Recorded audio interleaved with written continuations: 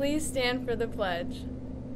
I pledge allegiance to the flag of the United States of America and to the republic for which it stands, one nation, under God, indivisible, with liberty and justice for all.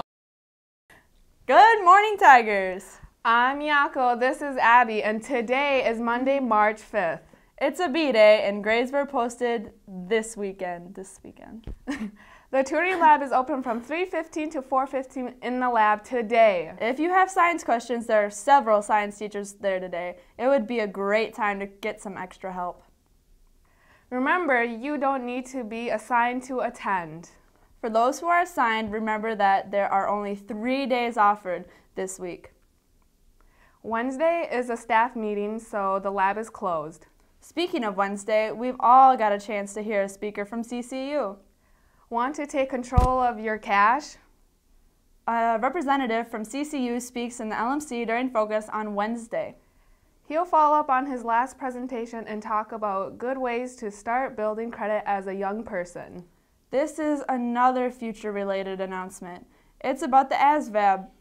If you're interested in taking the ASVAB, the entrance exam for the military, please sign up in the counseling office. The test will be given on March 14th, so sign up today. That message was from Mr. Holden, the new counselor. Have you met him yet? You'll get a chance right now.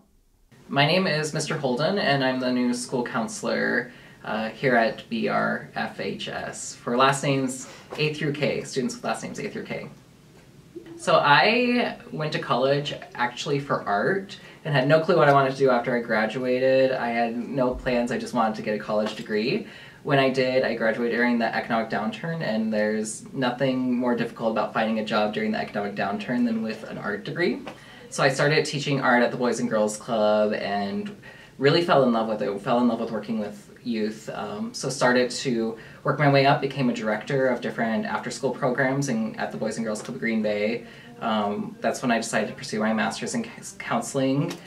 Became a director at the YMCA, and then before this I was working at Holman High School as a counselor. Black River Falls has been so welcoming to me. The students have been so nice, the staff are incredibly friendly, and I'm really grateful for that.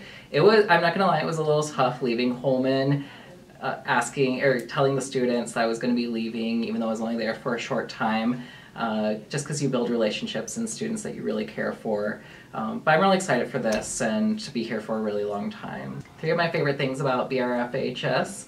Number 1 would be the students. The students are really funny and cool, and that makes me happy. Number 2 that I really like is probably the staff. They're very welcoming and make really good jokes, and they're really funny. And number 3 is I really like that we're the Tigers, because tigers are awesome animals. They're majestic. Feel free to say hi to me if you see me in the lunchroom or in the halls. I'm still trying to get to know everybody, and I really like meeting people and making jokes, so just feel free to stop in and say hi. It'll be a good time. It's nice to have you around, Mr. Holden. One last thing to clean up from last week, an FBLA award.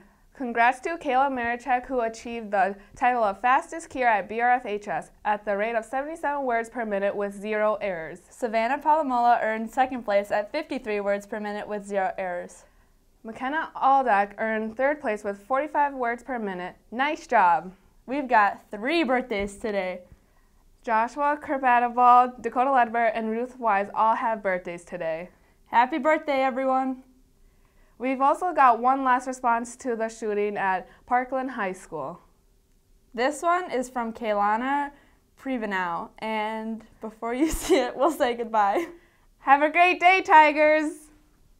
My name is Kaylana Prevenow, and I'm in 10th grade. My reaction to the Parkland shooting is anger. I was very sad and distraught, and I felt as if I didn't have the voice that I deserved to speak out against the subject and voice my opinion, so I was pretty frustrated too. I've seen on both sides of the argument people being both very angered as well as me with the situation, and very frustrated and having a lot of backlash towards it. And I've also seen responses where people have been defensive, very defensive of their Second Amendment and the shooter itself and what things should have happened. And there is a lot of controversy and a lot of anger and dispute, and everyone that I've talked to and I've seen has the same general consensus where they're just upset and confused as to why this keeps happening. Even if everyone has different solutions, it's all the same towards why it's bad and why this can't happen again.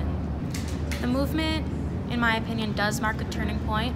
Students are fed up with a lot of the things that's going on, and teenagers are starting to realize that they do have a voice in the situation, and there's lots of walkouts and lots of things being organized by students and lots of students reaching out to big political parties. And frankly, because this is affecting teenagers, people who go to high school, me, my friends, everyone the most, they do have the right to talk about that kind of thing.